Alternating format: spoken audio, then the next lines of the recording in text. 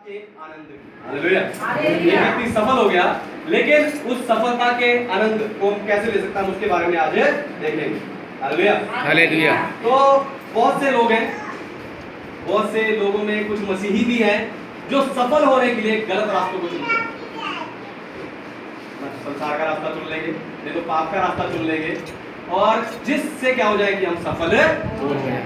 लेकिन पाप के द्वारा सफल होने के कारण वो कभी उस सफलता का आनंद अपने जीवन में अनुभव नहीं कर सकते, क्योंकि वो पाप के कारण उन्होंने किया। हालेलुया। हालेलुया। मतलब पाप के कारण वो सफल हो गए, इसलिए उनके अंदर से उन्हें खुशी नहीं मिलती, कभी उसका आनंद वो ले नहीं पाते। हमें लोगों को देखकर लगता बड़ा बड़े घर है, बड़ी बड़ी गाड़ियां, लेकिन उनके पास वो आनंद नहीं है। उन्हें पता हमने कैसे दी। हालेलुया। हालेलुया। हालेलुया। हालेलुया। तो उन्हें वो खुशी कभी नहीं मिलती, उस सफलता का कभी वो आनंद नहीं ले पाते।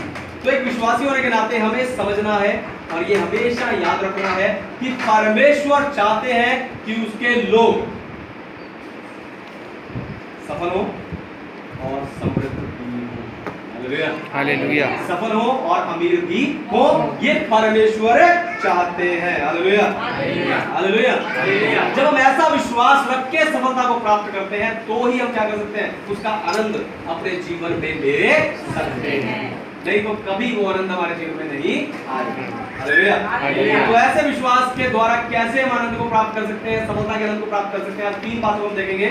सबसे पहली बात है धर्मी समृद्ध होगा। धर्मी समृद्ध होगा, अमीर होगा। पढ़े व्यवस्था विवरण अध्याय 28 वचन 1 से 6। व्यवस्था विवरण की पुस्तक अध्याय 28 वचन 1 से लेकर 6 आयतों को पढ़े। यदि तू अपने परमेश्वर यहोवा की सब आज्ञाओं जो मैं आज तुझे सुनाता हूँ चौकसी से पूरी करने को चित्त लगाकर उसके लिए पृथ्वी की सब जातियों से श्रेष्ठ करेगा, फिर अपने परमेश्वर यहोवा की सुनने के कारण ये सब आशीर्वाद तुझ पर पूरे होंगे। धन्य हो तू नगर में, धन्य हो तू खेत में, धन्य हो तेरी संतान और तेरी भूमि की उपज और गाय और भेड़ बकरी आदि पशुओं के बच्चे।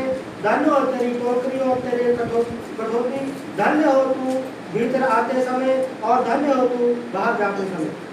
11 भी पढ़े उसका। और देश के विषय यहोवा ने तेरे पुरखों की शपथ खाकर तुझे देने को कहा था, उससे वह तेरी संतान की और भूमि की उपज की और पशुओं की बढ़ती करके तेरी भलाई करेगा। हालेलुया। हालेलुया। तो परमेश्वर कहते हैं कि सब प्रकार की आशीषें, परमेश्वर वायदा करते हैं सारी आशीषें मैं सब लोगों को दूंगा। हालेलुया। उसके खेत भी धन्य होंगे, घर भी धन्य होगा, भंडार भी धन्य होगा, है ना, और जितनी चीजें, किचन भी, किचन के डब्बे भी, सब कुछ, उसके बच्चे भी, सब कुछ क्या होंगे, धन्य होंगे, आशीषित होंगे। हालेलुया। हालेलुया। हालेलुया। तो परमेश्वर की आशीषें सबके लिए है, पर इसे प्राप्त सिर्फ वही व्यक्ति करता है जो सकारात्मक रूप से परमेश्वर को उसका उत्तर देता है। पॉजिटिविटी में जो परमेश्वर को उसका प्रत्युत्तर देता है, उसको, है ना, दोबारा से उसको बताता है, प्रत्युत्तर देता है, उसके बारे में बातचीत करता है, उसके ऊपर चलता है, वही व्यक्ति सफल होता है। जब उत्पत्ति अध्याय 26 पढ़ते हैं, वहां पर हमें समझ आता है कि अकाल पड़ा। उस समय पर अकाल पड़ा, वो काल इतना बड़ा था, सब जगहों पर वो काल था। तो इजहार जो अब्राहम का बेटा था वो मिस्र जाने के लिए निकला, उसने कहा मैं मिस्र जाता हूं क्योंकि वहां काल नहीं है, नहीं तो मैं क्या हो जाऊंगा, भूखा मर जाऊंगा। तो जब वो मिस्र जा रहा था, रास्ते में गरार नामक एक शहर में आकर वो रुका, वहां भी अकाल था लेकिन उतना बड़ा नहीं जितना उसके शहर में। तो गरार में आकर वो रुक गया, और वहां पर जब वो आया तो परमेश्वर ने उसे दर्शन दिया और कहा कि तू मिस्र नहीं जाना, तू यहीं रह, मैं तुझे यहीं पर आशीष करूंगा। और जैसे ही इसहाक ने ये बात सुनी, उसने पॉजिटिविटी में, सकारात्मक रूप में परमेश्वर को प्रत्युत्तर दिया और वो वहीं रुक गया, गरार देश में ही वो रुक गया। हालेलुया। हालेलुया। और जब गरार देश में रुक गया, वहां अकाल है, वहां उसने एक जोता बोया, एक खेत बोया, एक खेत में उसने जाकर खेती की, और अकाल में भी वो खेती 100 गुना फली। 26 अध्याय पढ़ना, वहां लिखा है कितने गुना, 100 गुना फली वो खेती। और जो वहां के गरार देश के रहने वाले पलिश्ती लोग थे, वो सब उससे चिढ़ने लगे, उससे जलन रखने लगे, अरे ये बंदा तो क्या है, अकाल में भी खेती करके हमारे देश में आगे हमसे भी अमीर हो गए। हालेलुया। हालेलुया। उन्होंने क्या किया, उसका सिंचाई करने वाले कुएं को मिट्टी से भर दिया। इसहाक बड़ा परेशान हुआ, उसने एक और कुआं खोद लिया, उन्होंने उसे मिट्टी से भर दिया। उसने एक और कुआं खोद लिया, उन्होंने उसे मिट्टी से भर दिया। खोदता गया वो भरते गया, खोदता गया वो भरते गया। परमेश्वर की आशीष नहीं रुकी। हालेलुया। अंत में वहां का जो राजा था उन्होंने उसने लोगों में उसके बीच में संधि करवाई, तब वो वहां पर शांत हुआ। हालेलुया। ऐसे याकूब, यहोशू, दाऊद, ऐसे कई लोग हैं जिन्होंने परमेश्वर की बात को माना और समृद्धि को प्राप्त किया। हालेलुया। ना सिर्फ सफल हो गए बल्कि अमीर भी हो गए। हालेलुया। ये सारी सृष्टि परमेश्वर की है, ये सारी सृष्टि परमेश्वर की है। इस पर सफल करने का अधिकार भी किसके पास है? परमेश्वर के पास। परमेश्वर के पास है। अगर कोई पृथ्वी पर सफल हो सकता है तो परमेश्वर की ओर से ही हो सकता है। लेकिन कुछ लोग क्या करते हैं? सिद्धि करने वाले के पास, जादू टोना करने वाले के पास, है ना, ये शायरी की पुस्तक पढ़ो, वहाँ परमेश्वर ऐसी करते हैं। सिद्धि करने के पास जाते हो, भचकताओं के पास जाते हो, हाथ दिखाने वालों के पास जाते हो, कई लोगों के पास जाते हो, जाकर क्या कहते हो? कि हमारे काम सिद्ध हो जाए, हमारा ये काम बन जाए, हमारा ये काम बन जाए। हालेलुया। परमेश्वर वहां साफ कहता है यशायाह की पुस्तक में कि बन जाएंगे, बन जाएंगे, लेकिन उसका आनंद कहाँ होगा? सिर्फ यही होगा, वहां उसका आनंद आप नहीं ले सकते। हालेलुया। उसका आनंद कभी भी आपको स्वर्ग में मिलेगा नहीं, उसका सुख कभी आपको स्वर्ग में मिलेगा नहीं। इसलिए यदि अपने अपने जीवन में, घर में, परिवार में, बिजनेस में आपको तरक्की चाहिए, सफलता चाहिए, तो आपको पूरा पूरा भरोसा परमेश्वर पर रखना होगा। हालेलुया। आप पे भरोसा रखना होगा कि परमेश्वर करेगा, परमेश्वर करेगा। और अपनी सेवा को पूरी ईमानदारी से आपको पूरा करना है, उसके वचनों की आपको आज्ञा पालना भी करनी है। हालेलुया। परमेश्वर आपको जरूर समृद्ध करेंगे। हालेलुया। हालेलुया।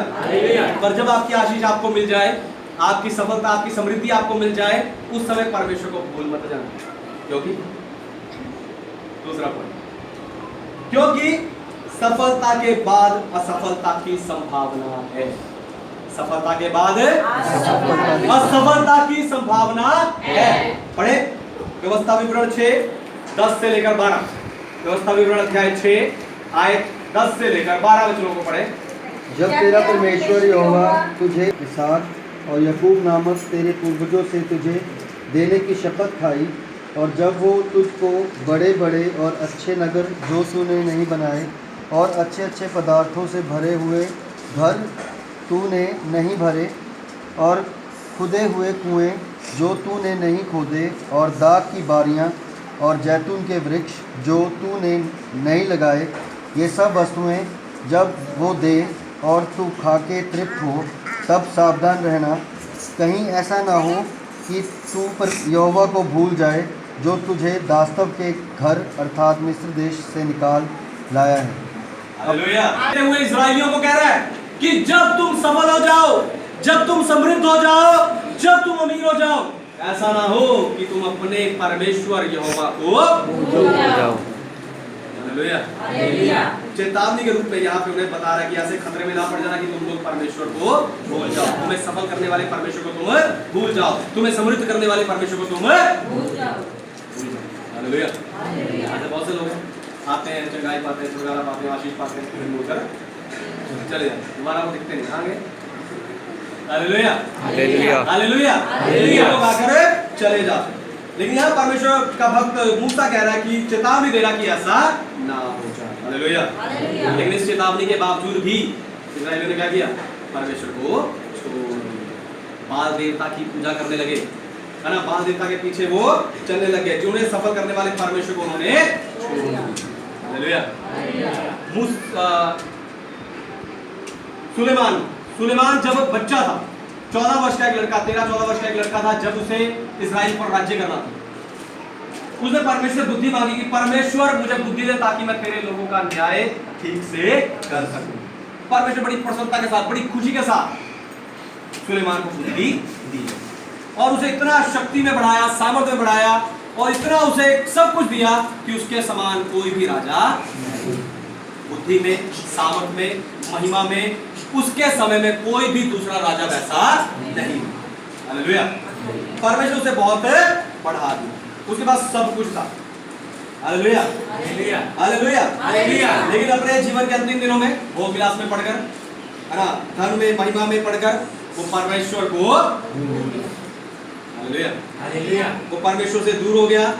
और इतना सफल होने के बावजूद भी उस सफलता का आनंद अपने जीवन में वो ले नहीं पाए। और अंत में लिखता है व्यर्थ है सब कुछ व्यर्थ है। हालेलुया।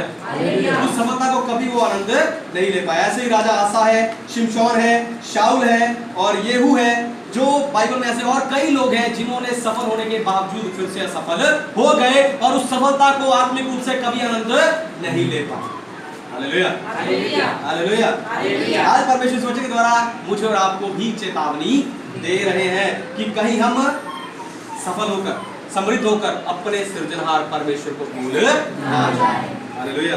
हमें क्या करना है? अंत तक, अपने जीवन के अंत तक सारी पवित्रता में, शुद्धता में, आज्ञाकारिता में, धार्मिकता में जीना है, बने रहना है। यही एकमात्र तरीका है जो हमारी सफलता को हम यहाँ भी आनंद ले सकते हैं और वहां भी आनंद ले सकते हैं। Hallelujah, hallelujah, hallelujah, hallelujah. तीसरी और आखिरी बात, अनंत काल की सफलता की एक पूंजी है। तो वो आनंद जो हमें यहाँ भी लेना वहां भी लेना, अनंत काल का आनंद की एक पूंजी, एक चाबी, एक की है। वो की क्या है? हम पढ़ेंगे व्यवस्था विवरण अध्याय 29 वचन 9। व्यवस्था विवरण 29 का 9। इसलिए इस भाषा की बातों का पालन करो ताकि जो कुछ करो वह सफल हो। Hallelujah, hallelujah, hallelujah. तो ये हो सकता है कि एक विश्वासी, ये हो सकता है, मैं कह रहा हूं ये हो सकता है कि एक विश्वासी सफल भी हो जाए, समृद्ध भी हो जाए और अनंत काल के लिए स्वर्ग में आनंद भी मनाए। हालेलुया, ये हो सकता है। लेकिन यीशु ने कहा अमीर व्यक्ति स्वर्ग राज्य में प्रवेश करना मुश्किल है। हालेलुया। लेकिन यहाँ परमेश्वर कह रहा है ये हो सकता है। लेकिन कैसे? उसका एक ही तरीका परमेश्वर बताया कि हम सब कुछ क्या करना है? परमेश्वर के हाथों में सौंपना है। क्योंकि वो अंत तक जो कुछ हम उसके हाथों में सौंपेंगे अंत तक उसे संभालने में विश्वास योग्य है। हालेलुया, अंत तक संभालने के लिए उसे विश्वास योग्य है। और एक ही तरीका परमेश्वर ने बताया, वो परमेश्वर तरीका क्या बताया कि हमें क्या करना है? पूरी तरह इस व्यवस्था को मानना है। योशू को परमेश्वर ने कहा कि तेरे सब काम सफल होंगे। कब? जब ये व्यवस्था की पुस्तक तेरे चित्त से हटने ना पाएगी। दिन रात इसी पे ध्यान किए रहना तो तेरे सारे काम क्या होंगे? कितने काम? कितने काम? सारे काम क्या हो जाएंगे? सफल हो जाएंगे। व्यवस्था की पुस्तक बाइबल पर हमें चित्त लगाकर रखना। हालेलुया। लेकिन यीशु क्या कहते हैं? पढ़े यूहन्ना का सुसमाचार अध्याय 15 वचन 4 से लेकर 7 आयतों को पढ़े। यूहन्ना का सुसमाचार अध्याय 15 वचन 4 से लेकर 7 आयतों। तुम मुझ में बने रहो और मैं तुम में, जैसे डाल वैसे ही तुम भी यदि मुझ में बने ना रहो तो नहीं फल सकते। मैं दाखलता हूँ, तुम डालियाँ हो। जो मुझ में बना रहता है और मैं उसमें, वो बहुत फल फलता है, क्योंकि मुझसे अलग होकर तुम कुछ भी नहीं कर सकते।